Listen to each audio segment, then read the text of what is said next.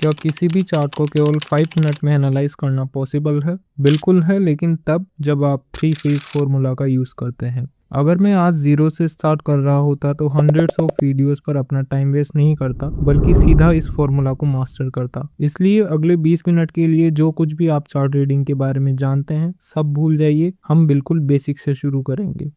जैसे ही chart analyse करने की बारी आती है, ज़्यादातर ट्रेडर्स इंडिकेटर्स या पैटर्न्स ढूंढने लगते हैं, लेकिन ये सबसे बड़ी गलती है। एक चार्ट तभी परफेक्टली एनालाइज माना जाता है जब वो चार्ट हमें ये 3 की इन्फॉर्मेशंस दे रहा हो। First, trend of the market, second, important key levels and third, execution triggers. अगर इनमें से एक भी इंफॉर्मेशन मिसिंग है तो वो चार्ट परफेक्टली एनालाइज नहीं है। तो अब आपका सवाल होगा कि इन 3 हिडन की इन्फॉर्मेशंस को किस तरह से फाइंड आउट करना है, और यहीं पर काम आता है हमारा 3 फेज फॉर्मूला, जो कि किसी भी चार्ट को एक एक्सरे की तरह स्कैन कर सकता है, वो भी सिर्फ 5 मिनट में। इस 3 फेज फॉर्मूला का फर्स्ट फेज हमें मार्केट ट्रेंड के बारे में इंफॉर्मेशन देगा, सेकंड फेज हमें इंपॉर्टेंट की लेवल्स प्रोवाइड करेगा एंड थर्ड फेज हमें एंट्रीज करने में हेल्प करेगा। इन 3 की इंफॉर्मेशन की हेल्प से हम एक परफेक्ट चार्ट को इजीली अनलॉक कर सकते हैं। इसलिए सबसे पहले एंटर करते हैं फेज 1 में। Phase 1, who is winning the market. Market में हर टाइम बायर्स और सेलर्स के बीच फाइट चलती रहती है, एंड इस फाइट को जो जीतता है मार्केट उनकी डायरेक्शन में मूव करता है। इसलिए हमें सबसे पहले फाइंड आउट करना है मार्केट में कौन जीत रहा है। दुनिया का कोई भी चार्ट हो, चाहे वो किसी क्रिप्टो का चार्ट है, किसी स्टॉक का चार्ट है, किसी करेंसी का चार्ट है या किसी कमोडिटी का चार्ट है, सिर्फ 2 ही काम करता है। या तो मार्केट सीढ़ियां चढ़ रहा होता है या मार्केट सीढ़ियां उतर रहा होता है। अगर आप ये समझ गए तो यहीं पर आप 90% ट्रेडर्स से आगे निकल गए। अगर प्राइस सीढ़ियां चढ़ रहा है तो हम इसे अप ट्रेंड कहते हैं। अप ट्रेंड के केस में मार्केट जितने भी हाईज और लोस का फॉर्मेशन करता है वो अपने पिछले हाई और पिछले लो से ऊपर होते हैं। टेक्निकल लैंग्वेज में इसे हम हायर हाई और हायर लो स्ट्रक्चर कहते हैं। तो अगर हमारे चार्ट पर हायर हाइज और हायर लोस का स्ट्रक्चर बन रहा है तो इसे हम अप ट्रेंड कहेंगे।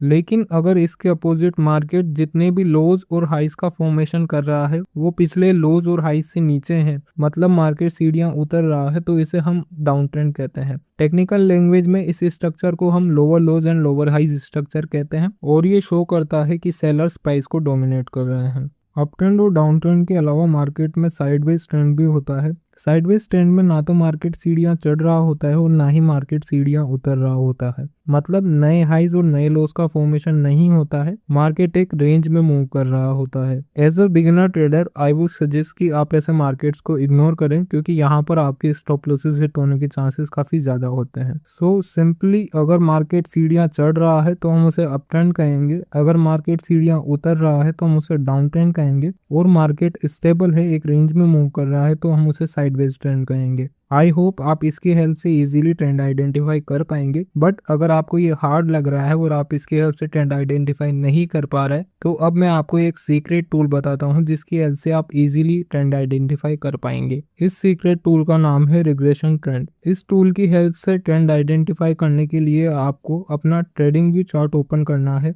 एंड ट्रेंड लाइन टूल को एक्सटेंड करना है। जैसे ही आप ट्रेंड लाइन टूल को एक्सटेंड करेंगे, नीचे आपको रिग्रेशन ट्रेंड नाम से एक टूल दिखाई देगा। इस टूल को पॉइंट ए से पॉइंट बी तक मार्क कीजिए, जहां से जहां तक आपको अपना ट्रेंड मेजर करना है, और जैसे ही आप इसे मार्क करेंगे आपको अपना ट्रेंड यहाँ पर दिख जाएगा। अगर रेक्टेंगल ऊपर की तरफ बढ़ रहा है मतलब मार्केट अप ट्रेंड में है, अगर रेक्टेंगल नीचे की तरफ जा रहा है मतलब मार्केट डाउन ट्रेंड में है, और अगर रेक्टेंगल हॉरिजॉन्टली है मतलब यहाँ पर मार्केट साइडवेज ट्रेंड में है। लेकिन सवाल अब ये है, हमने ट्रेंड आइडेंटिफाई क्यों किया? क्यों ट्रेंड आइडेंटिफाई करना इतना ज़रूरी है? So the most logical answer is market move करता है बड़े प्लेयर्स की वजह से, मार्केट मूव करता है ट्रेंड्स में। अगर हम बड़े प्लेयर्स की डायरेक्शन में मूव करते हैं, हम बड़े प्लेयर्स की डायरेक्शन में ट्रेड करते हैं, तो हमारे ट्रेड के प्रॉफिटेबल होने के चांसेस ज़्यादा होते हैं। अगर हम बड़े प्लेयर्स की डायरेक्शन के अगेंस्ट यानी कि ट्रेंड के अगेंस्ट ट्रेड करेंगे तो वहाँ हमारी प्रोबेबिलिटी कम हो जाती है कि हमारी ट्रेड हमारी डायरेक्शन में जाएगी। इसलिए सबसे आसान और सबसे प्रॉफिटेबल सिचुएशन यही है कि हम मार्केट ट्रेंड के साथ अपनी ट्रेड करें। मतलब अगर प्राइस अप ट्रेंड में है तो हम सिर्फ अपसाइड ट्रेड्स करें, अगर प्राइस डाउन ट्रेंड में है तो हम सिर्फ डाउनसाइड ट्रेड्स करें। इससे हमारी ट्रेड के प्रॉफिटेबल होने के चांसेस बढ़ जाते हैं। दिस इज द रीजन कि हम क्यों मार्केट ट्रेंड्स की डायरेक्शन में अपनी ट्रेड एंट्रीज करते हैं। चलिए अब एक टेस्ट करते हैं। मैं आपको स्क्रीन पर कुछ चार्ट्स दिखाऊंगा और आपको वीडियो पॉज करके कमेंट करके बताना है कि इस चार्ट पर कौन सा ट्रेंड चल रहा है। So the first chart is on your screen. Video pause कीजिए एंड कमेंट करके बताइए कि इस चार्ट पर कौन सा ट्रेंड चल रहा है।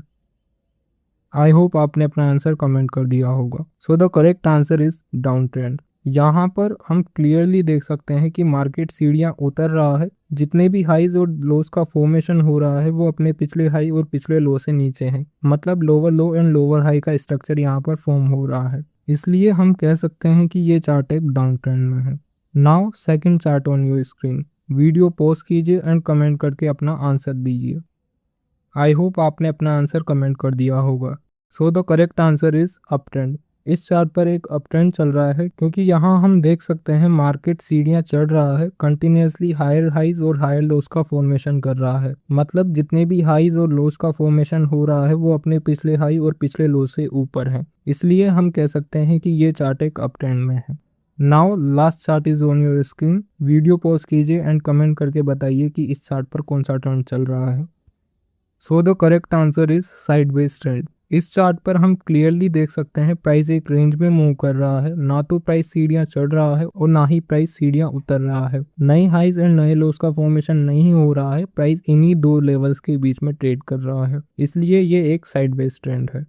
एक बार जब हमने ट्रेंड आइडेंटिफाई कर लिया तब हमें अपना बायस डिसाइड करना है। अगर मार्केट अप ट्रेंड में चल रहा है तो हम बुलिश बायस लेकर चलेंगे, मतलब हम सिर्फ अपसाइड ट्रेड्स प्लान करेंगे। अगर मार्केट डाउन ट्रेंड में चल रहा है तो हम बियरिश बायस लेकर चलेंगे, मतलब हम सिर्फ डाउनसाइड ट्रेड्स प्लान करेंगे। यहाँ पर हमारा फेज 1 कंप्लीट होता है, लेकिन परफेक्ट चार्ट अनलॉक करने के लिए हमें 3 कीज चाहिए। तो सेकंड की फाइंड आउट करने के लिए हमें फेज 2 में एंटर करना होगा। Phase 2 the map. इस फेज में हम ऐसे एग्जैक्ट एरियाज को मार्क करेंगे जहां से मार्केट रिएक्ट करने वाला है, जहां पर मार्केट प्राइस में एक वेरिएशन दिखाने वाला है। ऐसे एरियाज को हम टेक्निकल लैंग्वेज में सपोर्ट रेजिस्टेंसेस या सप्लाई डिमांड जोन कहते हैं। लिक्विडिटी एरियाज भी ऐसे एरियाज होते हैं जहां से मार्केट रिएक्ट करता है, जहां से मार्केट रिवर्सल्स देता है। सो जब भी हम चार्ट एनालाइज कर रहे होंगे, ट्रेंड आइडेंटिफाई करने के बाद हमें अपने चार्ट पर ऐसे सपोर्ट एंड रेजिस्टेंसेस और लिक्विडिटी एरियाज को मार्क करना है। सबसे पहले सपोर्ट एंड रेजिस्टेंसेस को सीखते हैं, इन्हें किस तरह से हमें मार्क करना है।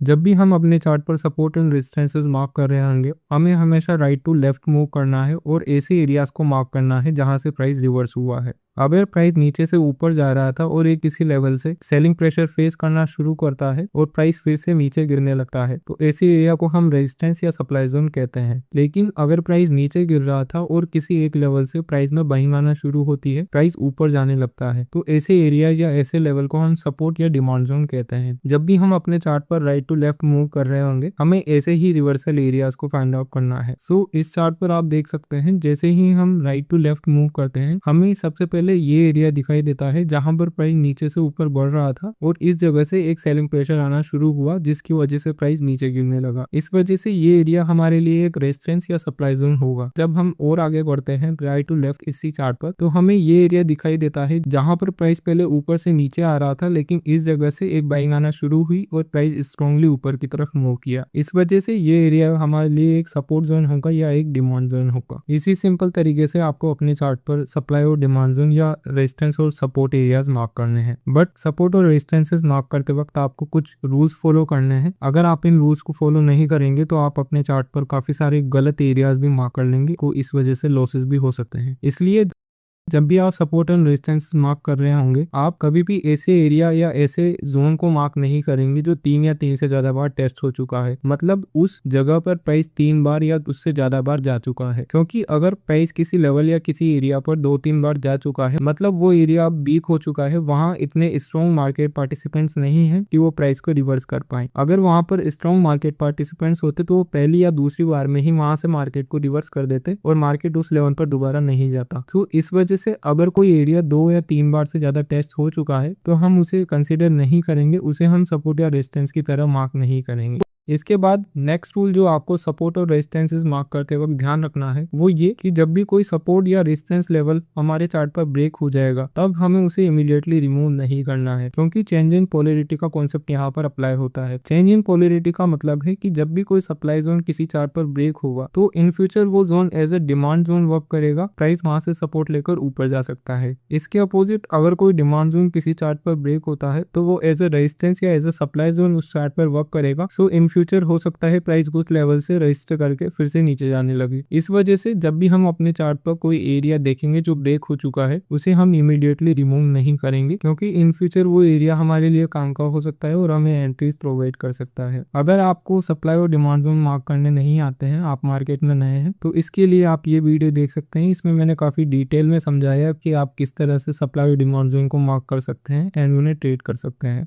इसके अलावा एक और आसान तरीका ये है कि आप पिछले दिन के क्लोज, हाई और लो प्राइस को मार्क करें, क्योंकि ये एरियाज मार्केट में नेचुरली सप्लाई डिमांड जोन या फिर सपोर्ट और रेजिस्टेंस की तरह वर्क करते हैं। इसका रीजन ये है कि जो भी ट्रेडर्स BTST और STBT ट्रेड्स करते हैं या स्विंग ट्रेड्स करते हैं, वो जनरली अपने स्टॉप लॉसेस ऐसे एरियाज पर ही लगा के रखते हैं, लाइक लास्ट डे लो पर या लास्ट डे हाई पर या लास्ट डे क्लोज पर। इसी वजह से इन एरियाज पर मार्केट पार्टिसिपेंट्स इंटरेस्टेड होते हैं, ये पॉइंट ऑफ इंटरेस्ट एरियाज होते हैं। तो इन एरियाज पर जब भी मार्केट जाता है वहां से रिएक्ट करता है। इस वजह से अगर आप नहीं जानते हैं कि सपोर्ट और रेजिस्टेंस या सप्लाई डिमांड जोन को किस तरह से मार्क किया जाए, तो आप सिंपली अपने चार्ट पर इन एरियाज को मार्क कर सकते हैं। सपोर्ट एंड रेजिस्टेंस या सप्लाई डिमांड जोन को मार्क करके भी आप एक चार्ट को इफेक्टिवली ट्रेड कर सकते हैं, बट लिक्विडिटी एरियाज भी ऐसे एरियाज होते हैं जो हमें सपोर्ट एंड रेजिस्टेंस के कंपेरिजन में छोटे स्टॉप लॉस के साथ एंट्रीज प्रोवाइड करते हैं। इसलिए लिक्विडिटी एरियाज को मार्क करना हमारे लिए बेनिफिशियल हो सकता है। इसी वजह से हम अपने चार्ट पर लिक्विडिटी एरियाज को भी मार्क करेंगे। लिक्विडिटी एरियाज ऐसे एरियाज होते हैं जहां पर काफी सारे मार्केट पार्टिसिपेंट्स के, रिटेल ट्रेडर्स के stop losses order, buy order, sell orders लगे हुए होते हैं एंड इसी वजह से बड़े मार्केट पार्टिसिपेंट्स अपने बड़े ऑर्डर्स फिल करने के लिए इन ऑर्डर्स का यूज करते हैं और अपने मार्केट डायरेक्शन को कंटिन्यू करते हैं। जब बड़े प्लेयर्स इन ऑर्डर्स का यूज अपने बड़े ऑर्डर्स फुलफिल करने के लिए करते हैं ताकि वो अपनी मार्केट डायरेक्शन कंटिन्यू कर पाए, तो ऐसे केसेस में हमें काफी छोटे स्टॉप लॉसेस के साथ अपनी एंट्रीज मिलती है। इसी वजह से हम इन एरियाज को भी अपने चार्ट पर मार्क करेंगे।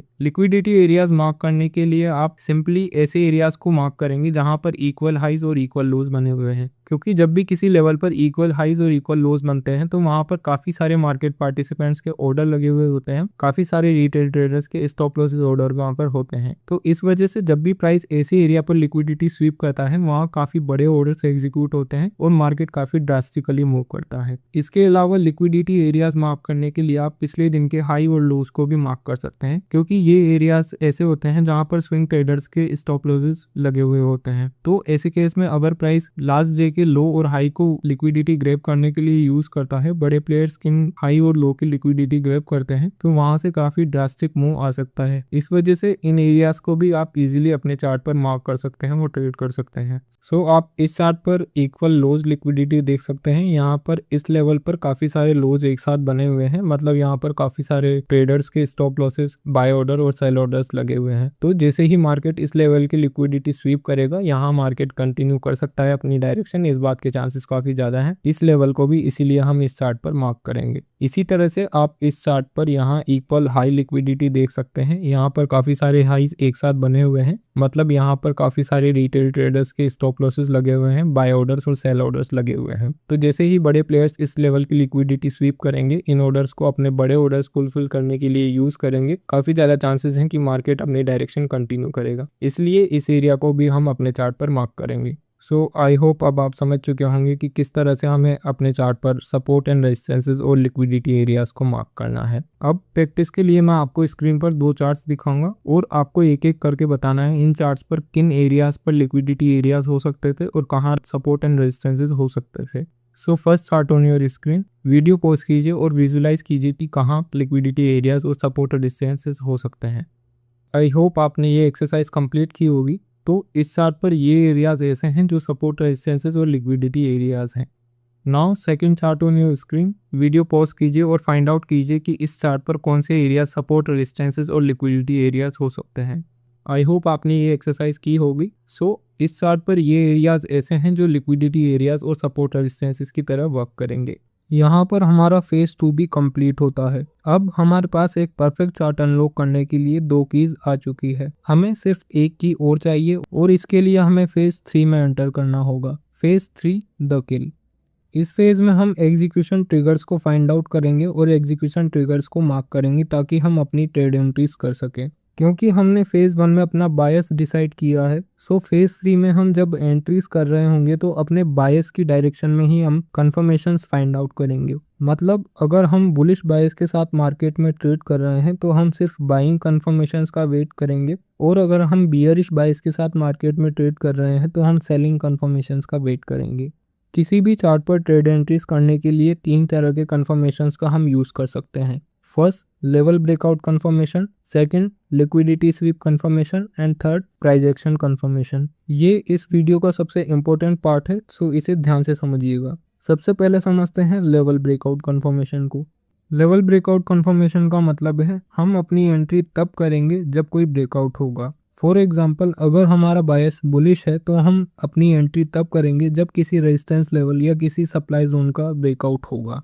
इसके अपोजिट अगर हमारा बायस बियरिश है तो हम अपनी एंट्री तब करेंगे जब किसी सपोर्ट लेवल या किसी डिमांड जोन का ब्रेकडाउन होगा। Just simple as it is. Level breakout confirmation में आपको जस्ट किसी भी एक इम्पोर्टेंट लेवल के ब्रेकआउट का ही वेट करना होता है। ब्रेकआउट फेल भी हो सकते हैं, बट इसके लिए आप ये वीडियो देख सकते हैं। मैंने इसमें काफ़ी डिटेल में एक्सप्लेन किया हुआ है कैसे किसी ब्रेकआउट को फेल होने से पहले ही आप प्रेडिक्ट कर सकते हैं कि ये ब्रेकआउट फेल होने वाला है या नहीं। इन सम केसेस ऐसा हो सकता है कि कोई भी इम्पोर्टेंट लेवल हमारे करंट मार्केट प्राइस से दूर हो, तो ऐसे केसेस में आप डे हाई और डे लो के ब्रेकआउट्स एंड ब्रेकडाउन को भी अपनी ट्रेड एंट्रीज करने के लिए यूज़ कर सकते हैं। ये इतना ही सिंपल है। बट लेवल ब्रेकआउट कंफर्मेशन में ये दिक्कत होती है कि मोस्ट ऑफ द टाइम हमें अपना स्टॉप लॉस बड़ा रखना होता है, क्योंकि अकॉर्डिंग टू ब्रेकआउट रूल जब हम किसी ब्रेकआउट को ट्रेड करते हैं तब हमें अपना स्टॉप लॉस ब्रेकआउट कैंडल्स के नीचे रखना होता है, जो कि मोस्ट ऑफ द केसेस काफ़ी बड़ा हो जाता है। और यहीं पर आता है हमारा सेकंड कंफर्मेशन,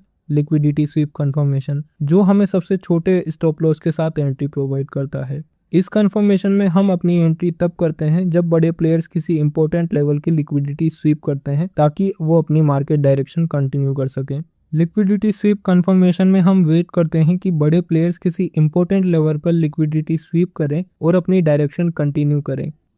अगर हम बुलिश बायस के साथ ट्रेड कर रहे हैं तो हम किसी सपोर्ट लेवल या किसी डिमांड जोन की लिक्विडिटी स्वीप का वेट करेंगे और उस जगह पर अपनी by side trade entries plan करेंगे। और अगर हम बियरिश बायस के साथ ट्रेड कर रहे हैं तो हम वेट करेंगे कि प्राइस किसी सप्लाई जोन या किसी रेजिस्टेंस लेवल की लिक्विडिटी स्वीप करे। अगर प्राइस लिक्विडिटी स्वीप करता है तो हम यहाँ से अपनी सेल साइड ट्रेड एंट्रीज बिल्कुल छोटे स्टॉप लॉस के साथ प्लान करेंगे। लिक्विडिटी स्वीप कंफर्मेशन काफ़ी इंपॉर्टेंट और काफ़ी आसान तरीका है किसी भी ट्रेंड को ज्वाइन करने का, क्योंकि यह हमें काफ़ी छोटे स्टॉप लॉस के साथ अपनी एंट्री प्रोवाइड करता है। और क्योंकि यहाँ पर लिक्विडिटी स्वीप हुई है इसलिए most of the cases market काफ़ी ड्रास्टिकली मूव करता है। तो अगर आप किसी चार्ट पर अपनी एंट्री लिक्विडिटी स्वीप की हेल्प से करना चाहते हैं तो आप इक्वल हाइज या इक्वल लोज की लिक्विडिटी स्वीप पर अपनी एंट्रीज प्लान कर सकते हैं, या फिर सबसे आसान तरीका है कि आप प्रीवियस डे के हाइज एंड लोज को मार्क करके उनकी लिक्विडिटी स्वीप पर भी अपनी एंट्रीज प्लान कर सकते हैं। ये सबसे आसान और सबसे इफेक्टिव तरीका है लिक्विडिटी स्वीप एंट्रीज करने का।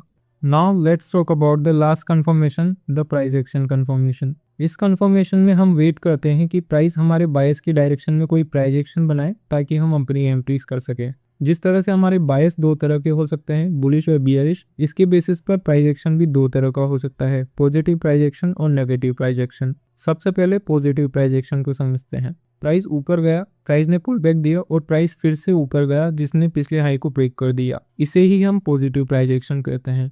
Up move, pull back and up move, just simple as it is. तो अगर हमारा बायस बुलिश है और हमारे चार्ट पर कोई पॉजिटिव प्राइस एक्शन बनता है, इस जगह पर हम अपनी बाय साइड ट्रेड एंट्रीज कर सकते हैं। बट अगर किसी चार्ट पर हमारा बायस बियरिश है तो हम वहाँ नेगेटिव प्राइस एक्शन का वेट करेंगे। अगर प्राइस ने डाउन मूव दिया, पुल बैक दिया और फिर से डाउन मूव दिया जिसमें पिछले लो को प्राइस ने ब्रेक कर दिया, तो इसे हम नेगेटिव प्राइस एक्शन कहते हैं। Down move, pull back, again down move, it is a negative price action. जब भी आप किसी चार्ट को ट्रेड कर रहे होंगे तो हो सकता है पहले दो कन्फर्मेशंस आपको इतने इजीली ना मिले, बट प्राइस एक्शन कन्फर्मेशन ऐसा है जो आपको हर चार्ट पर हर टाइम बनता हुआ मिल जाएगा, इसलिए आप इसकी हेल्प से इजीली अपनी ट्रेड एंट्रीज कर सकते हैं। एक इम्पोर्टेंट बात जो हमें अपनी एंट्रीज करते वक्त याद रखनी है वो ये कि हमें जो भी एनालिसिस करना है वो बड़े टाइम फ्रेम पर करना है, उस टाइम फ्रेम से जिस टाइम फ्रेम पर हम एंट्रीज करना चाहते हैं। लेट्स सपोज हमने अगर 1 आवर के टाइम फ्रेम पर अपना एनालिसिस किया है, मतलब हमारी एंट्रीज हम 5 मिनट और 15 मिनट चार्ट पर करेंगे। हम अपनी एंट्रीज हमेशा छोटे टाइम फ्रेम पर करते हैं ताकि हमारी एंट्रीज परफेक्ट जगह पर हो पाए और हमारा स्टॉप लॉस छोटा रहे।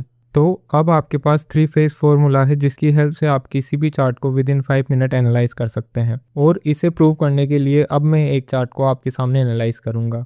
ये BTC का 1 आवर टाइम फ्रेम का चार्ट है, इसे हम एनालाइज करते हैं। सो अकॉर्डिंग टू अस हमें यहाँ पर 3 फेज फॉर्मूला यूज़ करना है और हमें फेज बाय फेज इस चार्ट को फिल्टर करते हुए चलना है। फर्स्ट फेज में हमें ट्रेंड आइडेंटिफाई करना है। तो अगर हम इस चार्ट पर देखें तो हमें एक अप ट्रेंड दिखाई दे रहा है क्योंकि यहाँ पर मार्केट कंटिन्यूअसली हायर हाइज और हायर लोज बनाते हुए ऊपर जा रहा है। अगर आप इसे डायरेक्टली समझ नहीं पा रहे हैं तो हमने जिस सीक्रेट टूल के बारे में डिस्कस किया रिग्रेशन ट्रेंड, उसका भी आप यहाँ पर यूज कर सकते हैं। रिग्रेशन ट्रेंड की हेल्प से अगर हम इस पॉइंट से इस पॉइंट तक एक ट्रेंड ड्रॉ करते हैं या इस टूल को ड्रॉ करते हैं तो यहाँ पर हमें एक रेक्टेंगल दिखाई दे रहा है जो कि ऊपर की ओर बढ़ रहा है, मतलब यहाँ पर ये चार्ट एक अप ट्रेंड में है। सो यहाँ पर हमने फर्स्ट फेज कंप्लीट किया, मतलब हमने ट्रेंड आइडेंटिफाई किया। ट्रेंड आइडेंटिफाई करने के बाद हमें अपना बायस डिसाइड करना होता है क्योंकि इस चार्ट पर एक अप ट्रेंड चल रहा है, मतलब हम बुलिश बायस के साथ इस चार्ट को ट्रेड करेंगे। यानी कि हम जितनी भी ट्रेड्स लेंगे वो हमारी बाय साइड ट्रेड एंट्रीज होगी और हम बाय साइड ट्रेड एंट्रीज करने के लिए ही यहाँ पर एग्जीक्यूशन ट्रिगर्स फाइंड आउट करेंगे। यहाँ पर हमारा फेज 1 कंप्लीट होता है। अब हम एंटर करेंगे सेकंड फेज में और इस फेज में हमें अपने चार्ट पर support resistances and liquidity areas को मार्क करना है। चार्ट पर लिक्विडिटी एरियाज और सपोर्ट रेजिस्टेंसेस मार्क करने के लिए हमें हमेशा राइट टू लेफ्ट मूव करना है। तो इस चार्ट पर अगर हम राइट टू लेफ्ट मूव करते हैं तो एक रिवर्सल एरिया हमें यहाँ पर दिखाई दे रहा है। प्राइस नीचे गिर रहा था बट इस लेवल से प्राइस ने एक सपोर्ट लेकर फिर से ऊपर जाना शुरू किया, इसलिए ये एरिया हमारे लिए एक सपोर्ट लेवल का काम करेगा। इसके आगे जब हम बढ़ते हैं तो हमें यहाँ पर एक स्ट्रॉन्ग रेजिस्टेंस एरिया दिखाई दे रहा है क्योंकि इस अप ट्रेंड में सबसे बड़ा डाउन मूव इसी जगह से आया है, इसलिए ये एक काफी इंपॉर्टेंट एरिया हमारे लिए होने वाला है।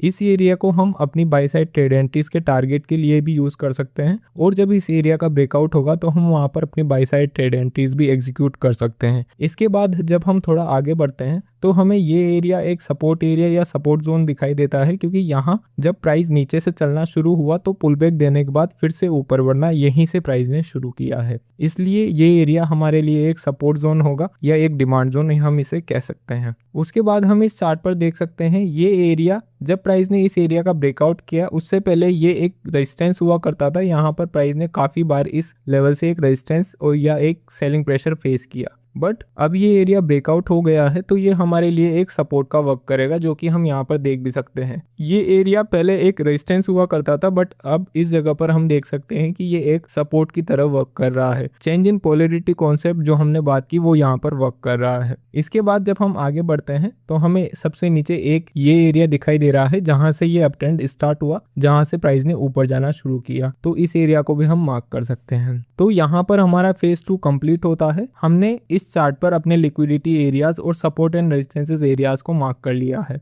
लिक्विडिटी एरिया हमारे लिए ये 2 एरियाज होंगे। अगर प्राइस लिक्विडिटी लेकर यहाँ से फिर से ऊपर जाना शुरू करता है तो हम यहाँ पर अपनी बाय साइड ट्रेड एंट्रीज कर सकते हैं and support and resistances area हम ऑलरेडी मार्क कर चुके हैं। तो यहाँ पर हमारा फेज 2 भी कंप्लीट होता है। अब हम फेज 3 में एंटर करेंगे जहाँ पर हमें अपनी एंट्रीज करनी है। अपनी एंट्रीज करने के लिए हमें हमेशा छोटे टाइम फ्रेम पर शिफ्ट करना है। ये 1 आवर टाइम फ्रेम है तो हम इससे छोटे टाइम फ्रेम 15 मिनट और 5 मिनट पर अपनी एंट्रीज कर सकते हैं। एंट्री करने के लिए हम लिक्विडिटी ग्रैब को यूज कर सकते हैं या ब्रेकआउट को यूज कर सकते हैं या फिर प्राइस एक्शन को यूज कर सकते हैं। सो यहाँ पर अगर हम लिक्विडिटी की हेल्प से एंट्री करना चाहते हैं तो हमें यहाँ इस एरिया का वेट करना होगा कि प्राइस नीचे आए और इस एरिया की लिक्विडिटी ग्रैब करे। इन लोस पर क्योंकि प्राइस फिर से ऊपर जाना शुरू हुआ था, मतलब जिन भी लोगों ने यहाँ पर बाई किया उनके सबके स्टॉप लॉसेस यहाँ पर लगे हुए हैं। काफी सारे मार्केट पार्टिसिपेंट्स के बाय और सेल ऑर्डर्स यहाँ पर लगे हुए हैं। तो अगर प्राइस नीचे आता है और इस एरिया के नीचे जाके फिर से ऊपर जाना शुरू करता है तो यहाँ पर जिन भी लोगों के ऑर्डर्स लगे हुए हैं वो सब फिल हो जाएंगे और प्राइस यहाँ से लिक्विडिटी ग्रैब कर लेगा। इसका मतलब बड़े प्लेयर्स अब यहाँ से प्राइस को ज्यादा ऊपर ले जाना चाहते हैं और उन्होंने अपने बड़े ऑर्डर्स फिल कर लिए हैं। इस वजह से जैसे ही यहाँ लिक्विडिटी स्वीप होगी, हम बड़े प्लेयर्स की डायरेक्शन में, बड़े अप ट्रेंड की डायरेक्शन में अपनी ट्रेड एंट्री कर सकते हैं। सो लिक्विडिटी स्वीप की हेल्प से हमें एक एंट्री इस जगह पर मिलेगी। अगर हम रेजिस्टेंस के पास एक ब्रेकआउट ट्रेड एंट्री करना चाहते हैं तो हम इस रेजिस्टेंस पर अपनी ब्रेकआउट ट्रेड एंट्री कर सकते हैं, बट क्योंकि ये रेजिस्टेंस पहली बार टेस्ट हुआ है तो हो सकता है प्राइस यहाँ पर जाए और फिर एक सेलिंग प्रेशर फेस करे, उसके बाद प्राइस बिल्डअप के साथ ब्रेकआउट दे। तो इस केस में इमीडिएटली इस रेजिस्टेंस के ब्रेकआउट पर ट्रेड एंट्री करना हमारे लिए फायदेमंद नहीं होगा, वहां हमारी स्टॉप लॉसेस हिट होने के चांसेस हैं। इस केस में आप देख सकते हैं जब यहाँ प्राइस ने इस लेवल का ब्रेकआउट किया था तो प्राइस इसे ऑलरेडी काफी टाइम टेस्ट कर चुका था। तो जैसे ही यहाँ पर ब्रेकआउट हुआ, यहाँ पर बाय साइड ट्रेड एंट्री हमारी ट्रिगर हुई थी और क्योंकि मेजर ट्रेंड अप था तो हम यहाँ पर अपनी बाय साइड ट्रेड एंट्री कर सकते थे। इसके बाद आप देख सकते हैं कि जैसे ही प्राइस ने यहाँ ब्रेकआउट दिया, प्राइस काफी अच्छे से हमारे डायरेक्शन में गया और काफी अच्छा मूव प्राइस ने दिया है। बट इन दिस केस यहाँ ये लेवल पे एक ही बार टेस्ट हुआ है, तो इस केस में हम यहाँ पर डायरेक्टली ब्रेकआउट ट्रेड प्लान नहीं कर सकते। इसे हम टारगेट की तरह यूज कर सकते हैं। अगर इस लिक्विडिटी एरिया पर हम अपनी एंट्री करते हैं तो उसके टारगेट के लिए हम इस लेवल को यूज कर सकते हैं। फर्स्ट टारगेट के लिए हम इस लेवल को यूज करेंगे क्योंकि अगर प्राइस यहाँ से नीचे आता है तो ये एरिया भी एक इंपॉर्टेंट एरिया होगा जहां पर हम अपना टारगेट लगा सकते हैं। उसके अलावा हम नेक्स्ट टारगेट के लिए इस एरिया को यूज करेंगे। तो मतलब हमें यहाँ पर अभी फिलहाल दो एंट्री क्राइटेरिया में से एक ही एंट्री क्राइटेरिया लिक्विडिटी स्वीप पर अपनी एंट्री मिल सकती है क्योंकि यहाँ पर हमें ब्रेकआउट नहीं दिखाई दे रहा है। थर्ड एंट्री क्राइटेरिया जो कि है प्राइस एक्शन, उसके बेसिस पर हमें यहाँ पर एंट्री मिल सकती है। अगर प्राइस यहाँ से एक पुल बैक देकर फिर से ऊपर जाना शुरू करता है तो हम इस प्राइस एक्शन पर अपनी एंट्री कर सकते हैं। हमें यहाँ पर पॉजिटिव प्राइस एक्शन चाहिए क्योंकि हमारा बायस बुलिश है, प्राइस एक अप ट्रेंड में है। इस वजह से हम पॉजिटिव प्राइस एक्शन पर अपनी बाय साइड ट्रेड एंट्री करेंगे।